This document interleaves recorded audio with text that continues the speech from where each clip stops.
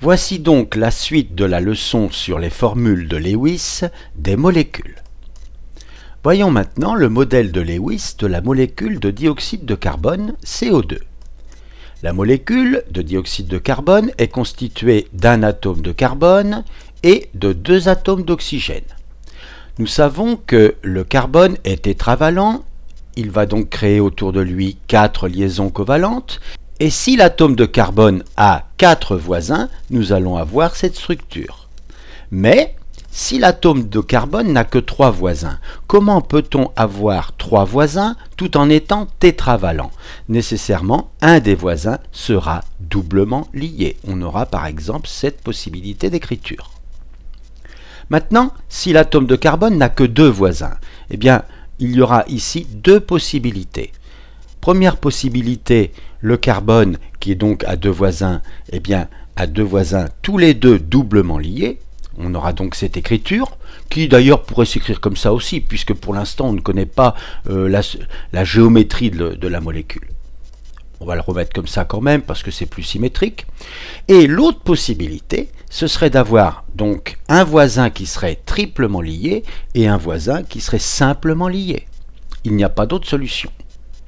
Maintenant, si l'atome de carbone n'a qu'un voisin, alors évidemment, on pourrait écrire comme ça aussi. Si l'atome de carbone n'a qu'un seul voisin, on devrait donc avoir cette situation où le voisin serait quadruplement lié. Mais cette solution n'existe pas en chimie.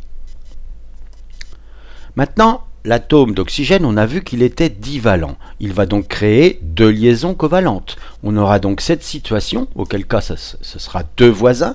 Et s'il n'a qu'un voisin, eh bien la situation, ce sera que ce voisin sera doublement lié.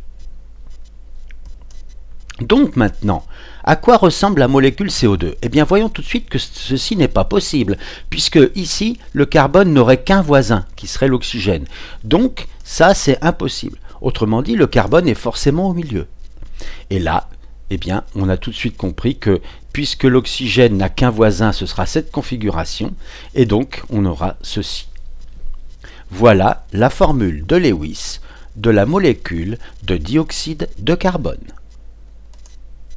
qui pourrait évidemment s'écrire comme ça, mais écrivons-la comme ça, c'est plus symétrique. Voyons maintenant le modèle de Lewis d'autres molécules simples. Par exemple, le dioxygène, O2. Eh bien, puisque nous avons vu que l'oxygène est divalent et que donc s'il a 2 voisins, on a cette configuration-là, et s'il n'a qu'un voisin, celle-ci, eh bien ici, puisque dans le dioxygène, chaque atome a un voisin, nous avons donc cette configuration, et donc la molécule s'écrit comme ça, et donc le modèle de Lewis de la molécule de dioxygène, c'est ceci.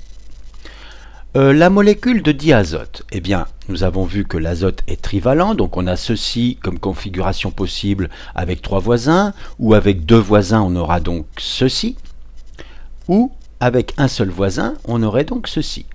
Eh bien justement, dans la molécule de diazote, chaque atome n'a qu'un voisin, donc on doit prendre cette façon d'écrire donc les doublets, et donc on obtient ceci comme modèle de Lewis de la molécule de diazote.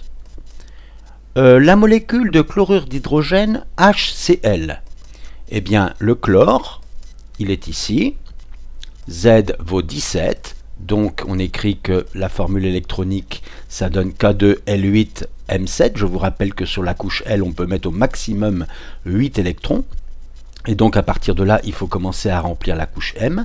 Nous obtenons 7 électrons sur la couche externe, donc voilà la configuration de l'atome de chlore avec 7 petits ronds qui représentent les 7 électrons de la couche externe.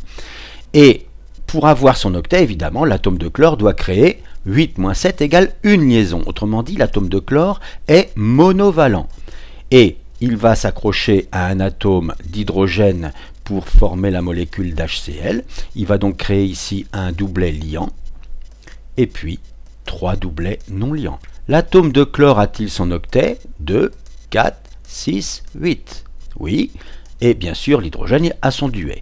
Et donc la formule de Lewis de la molécule HCl, c'est donc ceci. Encore d'autres exemples, le dibrome. Alors le brome est ici. voyez, Z vaut 35, et donc là ça devient un petit peu plus compliqué, mais on a toujours 7 électrons sur la couche externe. On n'était pas obligé de faire ça pour trouver 7, hein. Il suffisait de dire que le brome était dans la même colonne que le chlore, mais c'est bien de le faire, ça fait un petit entraînement pour les formules électroniques.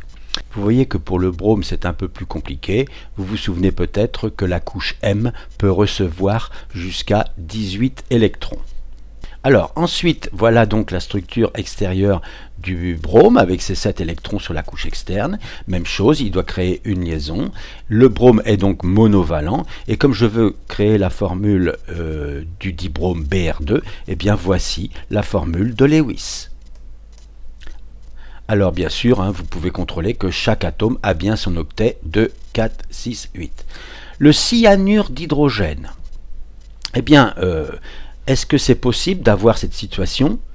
Si on a cette situation, à ce moment-là, l'azote qui est trivalent doit créer une double liaison ici, et lui, le carbone qui n'a qu'un voisin, doit créer 4 liaisons. Ceci est impossible. Autrement dit, le carbone sera forcément au milieu, c'est pourquoi d'ailleurs on la présente sous cette forme.